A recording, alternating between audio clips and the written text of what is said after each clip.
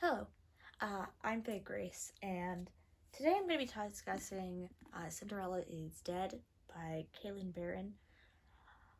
And I really wanted to love this book. It has a really interesting premise, the idea of being in a fairy tale world where Cinderella is like a known story. The premise of the book is, I'll just read the back.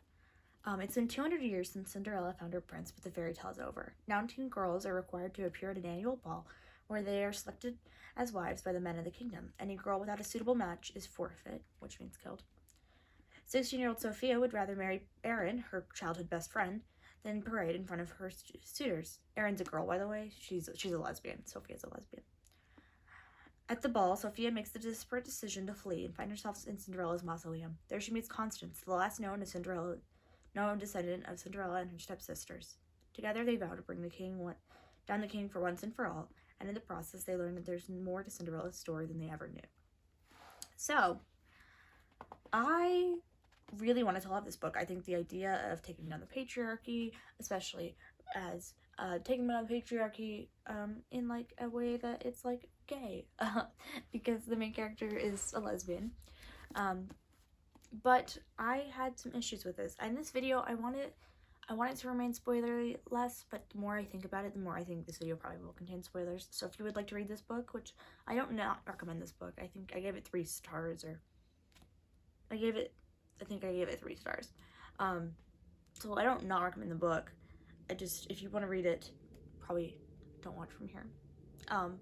But anyway, I just found the love between Sophia and Constance really non-realistic. I feel like they fell in love really quickly, which in Cinderella is not a trope I like. There wasn't much like chemistry between the two of them. It was just like they explained each other's backstories and they're like, oh, okay, we're in love now.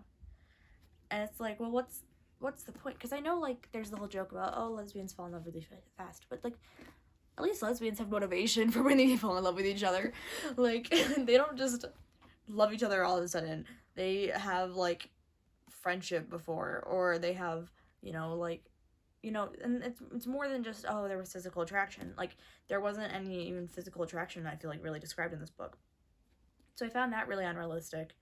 And then I also just found the story to feel like a second or third draft. Like it didn't feel like a finished manuscript to me.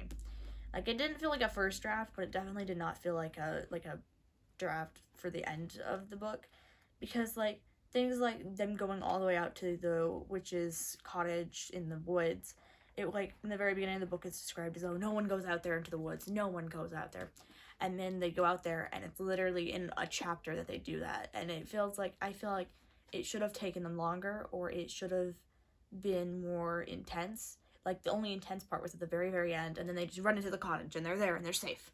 And I'm like, that felt like very anticlimactic, and it felt very much like, what was the issue with them going to the cottage? Like, why was it such a big deal they couldn't go into the woods? Like, was it just a thing described that they aren't able to do, and then they do it, like, because like the patriarchy is lying to them? I don't understand. I didn't understand why Sophia loved Aaron so much, because Aaron seems to be really not nice to her after they like go to the ball. And I feel like the ball would have been something described and like talked about, not described, something they talked about a lot before they go. But it doesn't seem like it was, because she meets Aaron in the village and Aaron's immediately very cold to her. And like, okay, another thing I thought was really annoying in this book is that there's abuse described, which is fine. There's a discussion of abuse is very important. But all of the abuse is described is physical abuse. It's described as bruises and slap marks and, all those kind of things that you see when you picture physical abuse. But I feel like emotional abuse tends to be a very difficult issue too with women dealing with patriarchal systems. And I felt like they could have gone really deep with the emotional abuse issues, but she didn't go deep with the emotional abuse issues. And to me, like, there wasn't even emotional abuse mentioned, so it was just, I just felt like it could have gone somewhere and it didn't, and that to me just kind of took this book down a peg. So I did like the twist that Prince Charming was the king that he had continued to live on. I thought that was an interesting twist. I thought that was a cool idea. I also really love this cover. I think it's really cool. I'm not always a big fan of having people on the cover, but illustrated people tend to be kind of good, and I really like this cover. It gives me very much Legendborn vibes, which I love that cover. So I do want to read more Kaylin Barron's work. I think that I will read the Constance novel when it comes out. There's a novel, I believe, that's coming out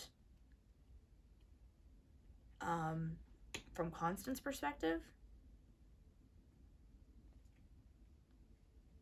Yeah.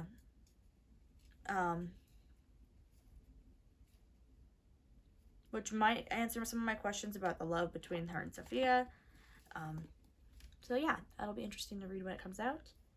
But other than that, I didn't really hate this novel. I just thought there was a lot of issues that I hadn't seen people describe, because I feel like a lot of people are very much like, oh, it's this, bi POC feminist lesbian taking down the patriarchy, and it's super cool. And I'm like, okay, I'm gonna read that. And then I read it, and it was like, but there were issues there, and everyone's just describing the good parts, and like the good parts are good, but I feel like there's a lot of issues with it, and I feel like no one was talking about that, and I wanted to talk about that.